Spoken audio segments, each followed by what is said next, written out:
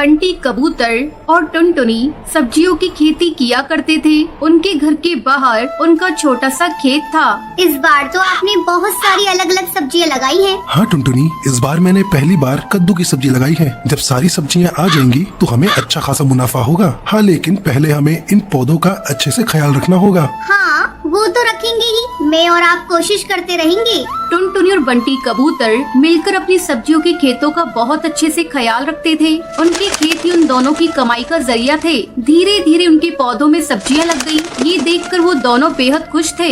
लेकिन एक दिन टुनटुनी ने देखा कि घर का सारा राशन खत्म होने की कगार पर है। अजी सुनते हो, सारा राशन खत्म होने वाला है। आज आखिरी बार खाना बनाऊंगी। अच्छा, कोई बात नहीं, कल कुछ सब्जियां तोड़कर बाजार में बेच दूंगा, ठीक है? उस रात टुनटुनी और बंटी कबूतर सो गए। तभी तेज बारिश शुरू हो गई। बारिश के साथ तेज आंधी भी शुरू हो जाती है। मौसम अपना कहर बरसा रहा था। तभी एक बिजली की आवाज सुनकर टुनटुनी की नींद खुल गई। उसने बरसात की आवाज सुनी और अपने पति को उठाने लगी। अजी उठिए, उठिए, बाहर आंधी तूफान आया है। क्या?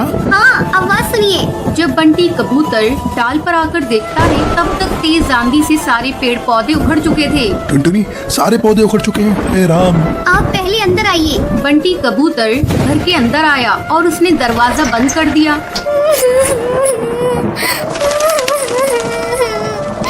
हे राम, अब हमारा क्या होगा? घर में तो राशन भी नहीं है। अब हमें भूखा रहना होगा। हे भगवान, तूने सारी मेहनत बेकार कर दी। अब मैं क्या करूं? अब क्या होगा?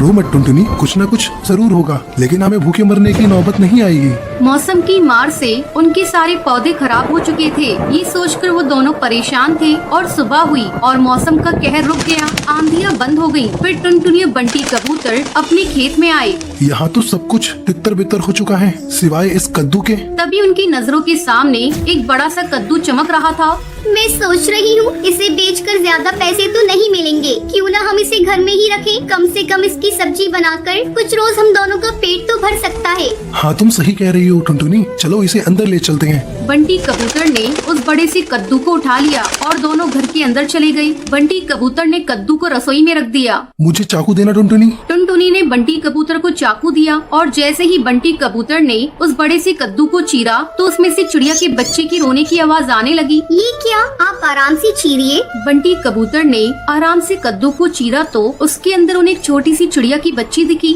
हैं? ऊपर वाले कद्दू में ये बच्चे कैसे आ गई? ये कुदरत का करिश्मा है। हाँ, लगता है इसे भूख लगी है। इसके लिए थोड़ा दूध ले आऊं, पर घर में तो दूध भी नहीं है। एक काम करती हूँ, पड़ोस की हरी काकी से ले आती हूँ। जब तक आप इसे संभालिए। टुनटुनी दूध लेने पड़ोसन के घर चली गई और यहाँ बंटी कबूतर चिड़िया के बच्चे को देखने लगा।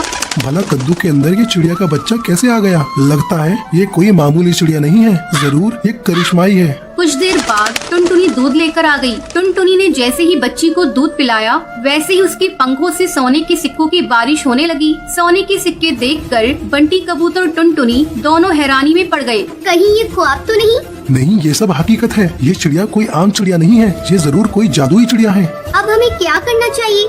हमें इसका अच्छे से ख्याल रखना चाहिए जब तक इसके माता पिता नहीं मिल जाते। अब तक हम गरीब थे, लेकिन इतने सारे सोने से हम अमीर बन गए हैं, तो अब हमें गरीब पक्षियों की मदद करनी चाहिए। आप बिल्कुल सही कह रहे हैं। गरीबी की तकलीफ क्या है वो हमें ही पता है। टुनटुनी और बंटी कबूतर ने उस चिड़िया का बहुत अच्छे से ख्याल रखा और सोना बेचकर मिले हुए पैसों से दोनों ने गरीब पक्षियों की मदद करना शुरू कर दिया। वो दोनों रोज जंगल के गरीब पक्षियों को खाना बांटा करते थे। ऊपर वाला तुम्हें हमेशा बरकत दे। शुक्रिया कालू कौवे, शुक्रिया। टुनटुनी और बंटी कबूतर गरीब पक्षियों की मदद करके अपना जीवन खुशी खुशी बिताने लगते हैं।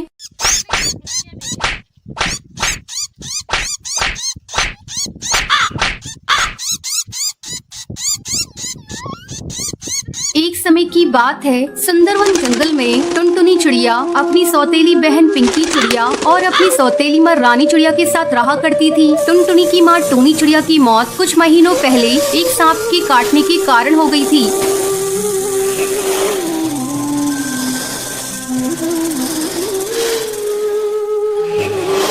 तब बंटी कबूतर एक विधवा चिड़िया से शादी कर लेता है। पिंकी चिड़िया उसी की बेटी थी। पिंकी चिड़िया टुनटुनी पर बहुत अत्याचार करती थी। एक दिन टुनटुनी खाना पका रही थी, तभी पिंकी वहाँ आती है और टुनटुनी से कहती है, मैंने तुझसे चाय मांगी थी, तूने अभी तक मुझे चाय नहीं दी। दीदी ये देखो, मैं चाय ही बना रही हूँ, जैसे ही चाय उबल जाएगी मैं आपको लाकर देती हूँ। थोड़ी देर बाद टुनटुनी चाय लाकर पिंकी को देती है। चाय पीते ही पिंकी टुनटुनी पर चिल्लाने लगती है, ये तूने चाय कैसी बनाई है? इसमें तो चीनी बिल्कुल नहीं है, ले इसे तू ही पी ले। इतना कहकर वो उस चाय के प्याले को फेंक देती है। पिंकी चिड़िया का गुस्सा देखकर टुनटुनी रोने लगती है।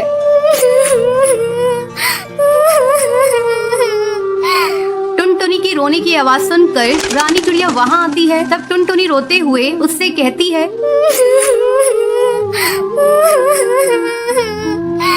माँ ये देखो, दीदी ने सारी चाय फेंक दी। आहा, टुनटुनी तू मेरी बेटी की शिकायत मुझसे मत किया कर। चल अब चलकर सफाई कर। टुनटुनी को पूरा घोंसला साफ करना पड़ता है। दिन भर काम करने के बाद टुनटुनी रात को अपने घोंसले में जाती है और अपनी माँ की तस्वीर के सामने फूट फूट कर रोने लगती है।